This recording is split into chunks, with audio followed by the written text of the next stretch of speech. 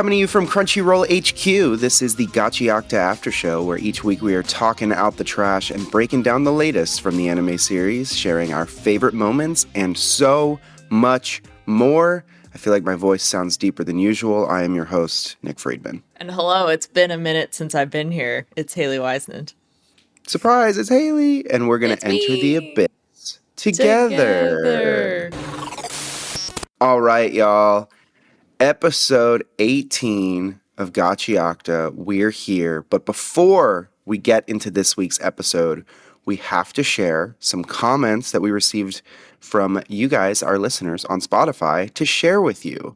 Haley, what's the first one we got? It's a lot of Lialic love, which we love to see. Yeah, I think Lialic might be the main character. Week, so I really he's not here this week, so I really hope he listens, and if not, we'll make him listen. Yeah, we'll make him know. Jacob on Spotify says the Lialic lore drop is crazy. Love the Gachiakuta after show. It's like having someone to talk to about the episodes. Thanks, y'all. That was our plan. That was the idea. I'm so glad got you it. Think so. Thanks, Jacob. If you enjoyed the Lialic lore, you got to check out the Anime Effect, our main show, if you're not already listening. Yeah, lots of Lialic lore drops there. And then Tyler says, yo, Lialic, your story about wrestling hit with me right now because I just started wrestling in high school for the first time ever. Ooh. High school sports, we love it. Yeah, big fan of sports, big fan of high school. Yeah, Listen. Nick can't really say that, but I at least really enjoyed high school sports when I was in high school. And then I did a lot for sports at college, so... Yes, congratulations, Tyler, on starting wrestling. Yes, just know your friends at the Gachiakuta After Show are behind you 100%. And if you ever lose, you can tell them that, and it won't mean anything, but you might feel good about it. Good luck. You're going to do great. Yeah. All right, y'all. Episode 18 of Gachiakuta. Let's get into it. Let's do the recap. Haley, kick us off. Okay, Gun entered the chat right at the beginning. First off, wild that we haven't seen Gun so far, considering how the world of Gachiakuta is. So kind of happy to see that it exists now. Not happy necessarily in the setting, but Jabber like jumps up in celebration. He's dragging Zonka's body. Wild. He has this like awesome moment when he jumps up and he has this like these rainbow neon lights. It's like a disco setting or something. I love the aesthetic of this show.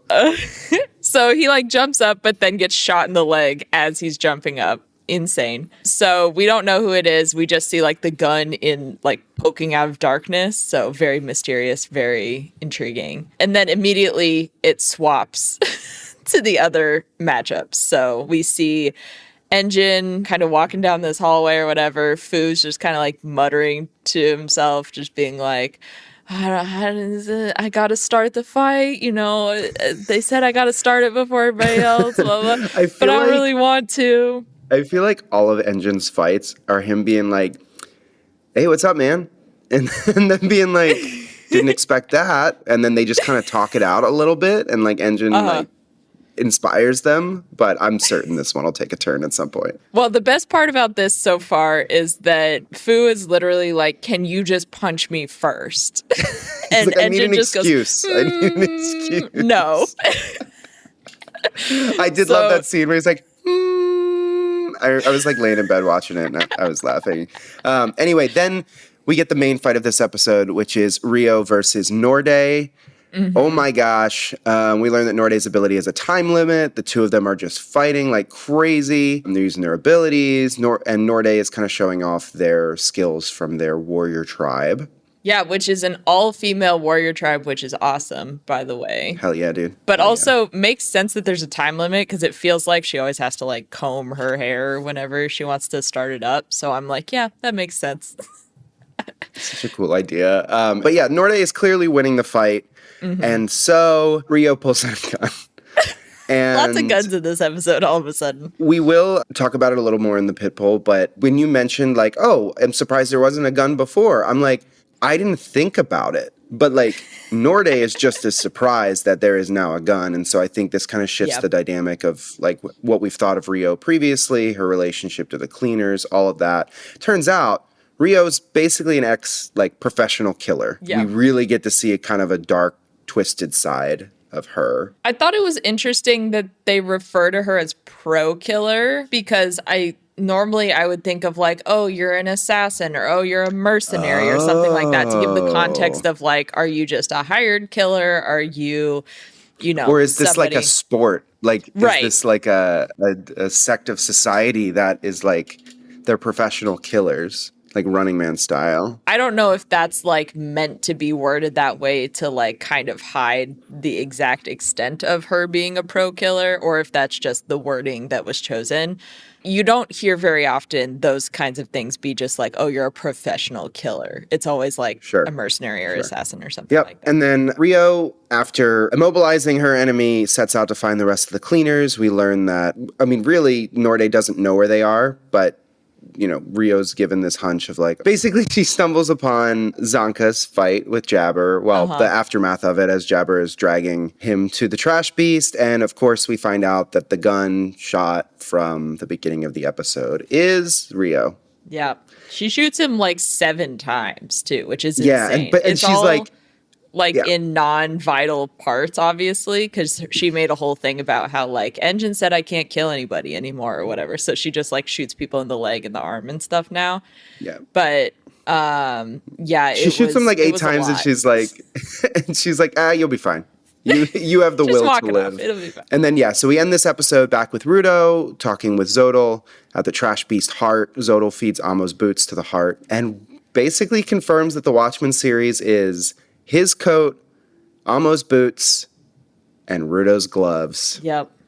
Which is kind of what you guys have been kind of trying to piece together over the past few episodes, too. It's a lot of, okay, there's got to be something here. Okay, I heard you guys talk about the angels in the past episodes and stuff like that. So it's all piecing together a little bit. Yep. And that's where we end episode 18. Yeah, it's another cliffhanger. That's all there is in this show is cliffhangers. It's so good. It keeps me coming back. I got to be honest. That's true. It'd be really crazy if we were like, episode 18, I think we're done. Just kidding. And with that, it's time for the dumpster dive. So Riyo versus Noorde's battle really kind of is one of those battles. And I think we're seeing this a little more just across the board in shonen, which I appreciate, is kind of destroying those like stereotypical feminine like symbols. They're not coming in and having, like this weak fight or yelling at each other necessarily or anything like that. They're literally just like beating the hell out of each other. Yeah, I was going to say beating the out of each other, but I'm trying to like find a different way to say it. No, this is like the most intense fight we've seen so far. Yes, yeah. There were parts where I was watching it and, it was Noorde would like grab her and like near and stuff like that. It's insane. It was so crazy. And it's such a cool picture of like just anybody can fight. And it's that reiteration again in these shonen series where previously it has been like a lot of the male characters get all these cool fights and then like the females are there to support or whatever. Yeah. So seeing these two like really bad ladies just kicking each other's ass is great. There's gonna be a lot of beeps in this section. We were talking a little bit before the show, but you had mentioned there's this sort of like dichotomy between what you're seeing in the background of this episode, which is, like posters with love on it and a woman in a bikini and a teddy bear and these like fashion mannequins and makeup. And it's sort of like that's the backdrop for this like very intense, heated battle. And you had mentioned that it was this like, I don't know, like this like push up against the stereotypical ideas of femininity. There you go. That I thought was really cool. Yeah, it's I really liked the image where it was the teddy bear and just like the insides were the stuffing was coming out of it and stuff like that. It was very cool. Speaking of pulling the stuffing out of something, what if we went into the pit pull? Nick, go ahead. What's yours? Yeah.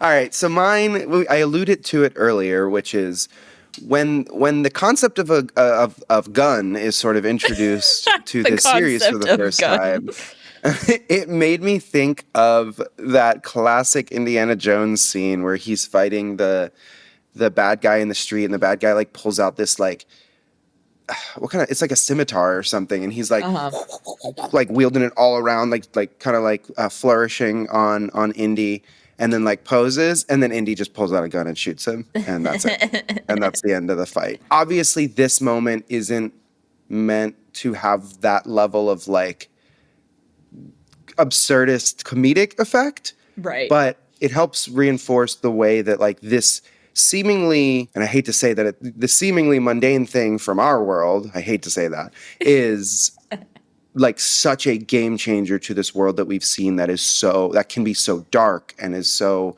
focused on pain and suffering and all of these things. So I think that actually opens up a really, really interesting philosophical or moral discussion in the series. It's interesting too, because previously it's always seemed like the Raiders are like willing to do whatever it takes kind of thing to like get what they want. Mm-hmm. But then like now you find out guns exist in this world and you're like, oh, okay, so maybe not anything, because there's, it's such a shocking thing to see a gun appear. And so it's like, oh, do they have a line? Like exactly. Previously it hasn't seemed like that, but now maybe they do. All right, Haley, what is yours? Yeah, mine for this one is actually the lighting composition when the portal is opened next to Zodal. And it's just because they're in this like really dark area at the time. And so there's not a lot of light or color or anything like that. And this like, funky psychedelic blue green whatever portal opens, but they do this really great job of when he's sitting, the like portal guy is like sitting on the edge of the portal and he turns towards Zodal, and then the light just like shines just in that direction and stuff. And I think the lighting direction during that scene is just so cool. If you didn't notice when you watched it, definitely recommend going back and checking it out, because just like the things they did with it was so interesting, especially in this series that so far, like there's been a lot of lighting direction, but it hasn't been that like straightforward, I guess, or like that noticeable. Yep. And so that was just a really cool like moment of animation in there where I was like, wow, they did a really good job with that. You have to think it's intentional, and it's like it's setting up this like ambiguity between the cleaners and the raiders of their intentions. Like clearly we've met some raiders that like aren't completely like twisted and off the deep end, and now we've met cleaners that like have that sort of like uncontrollable rage, whether it's Rudo not understanding it yet or Riyo, who clearly has like compartmentalized. I just think this thing is going to get cracked wide open, and we're going to look back at moments like this and see subtle things like lighting direction as key indicators of what's coming next. I also just love the art design of the portal. Like it's very satisfying animation, very reminiscent of the episode where they have like the paint fireworks and stuff. It was very cool. Yeah, lots of cool moments. All right, y'all. Episode 18. We are making our way through Gachiakuta, and you guys are along for the ride. If you want to leave a comment right into the show, let us know what you think. Talk more about Lialik instead of any of the rest of us. Just kidding.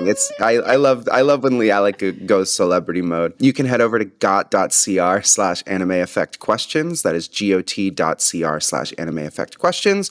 Or just leave a comment on Spotify or a 5-star review on Apple Podcasts. Ring that bell. Like and subscribe. Yeah, that's all I got. Haley, are you ready to take us out? Absolutely. Thanks so much, everybody, for joining us for another episode of the Gachiakuta After Show, brought to you by Crunchyroll and Sony Music Entertainment. Like Nick said, be sure to subscribe so you never miss an episode. The Gachiakuta After Show is hosted by me, Nick Friedman, Lialik Murray, who's not here, Leah President, who's not here, and today, the amazing Haley Whisennand. Thank you for being here, Haley. We are executive produced by Jonathan Hirsch, Joanna Clay, and that's right, it's me. I'm back again. Thank you to our lead producer, Kyla Carnero, our producer, Carlos Solorzano, and our associate producer, Zoe Colkin. Open-Ended Films edited and mixed this episode's audio. Our head of production is Sammy Allison. Special thanks to Tamika Balance-Kalazny. And of course, as always, the creators of Gachiakuta, Kei Urana and Hideyoshi Andou. We will be back with more next week. More Gachiakuta, episode 19. So we'll do it. See you then. There's nothing you can do about it. There's nothing you can do about it. You tried. There's nothing you can do about it. I'm sorry. And I love sports. All right. Bye, guys. Bye, everyone.